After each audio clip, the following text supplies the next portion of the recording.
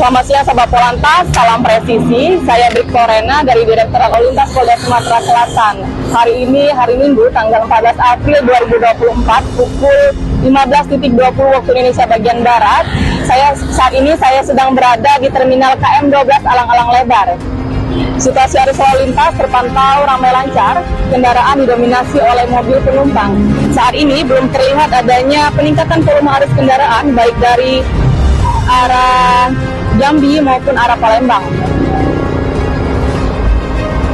Peningkatan volume arus kendaraan diprediksi terjadi pada hari Senin bertepatan dengan tanggal 15 April 2024. Kami menghimbau kepada seluruh masyarakat pengguna jalan yang saat ini tengah melakukan perjalanan balik agar selalu berhati-hati dan patuhi selalu rambu-rambu lalu lintas dan mengutamakan keselamatan. Bila mengantuk, segera menepi di rest area dan program terdekat.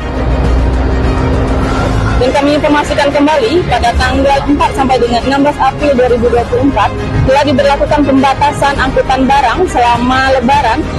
Hal ini sesuai dengan surat keputusan bersama nomor 1305 tahun 2024 yang diterbitkan oleh Kementerian Perhubungan, Korlantas Polri, Kementerian PUPR.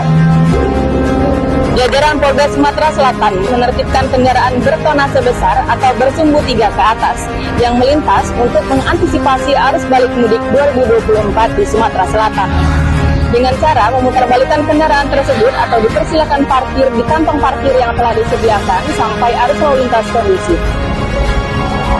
Bagi masyarakat pengguna jalan yang jalur mudiknya melintasi daerah Sumatera Selatan, untuk mendapatkan informasi terupdate seputar arus mudik Lebaran dapat memfollow akun Instagram kami di @rpmc_di Polda Sumsel.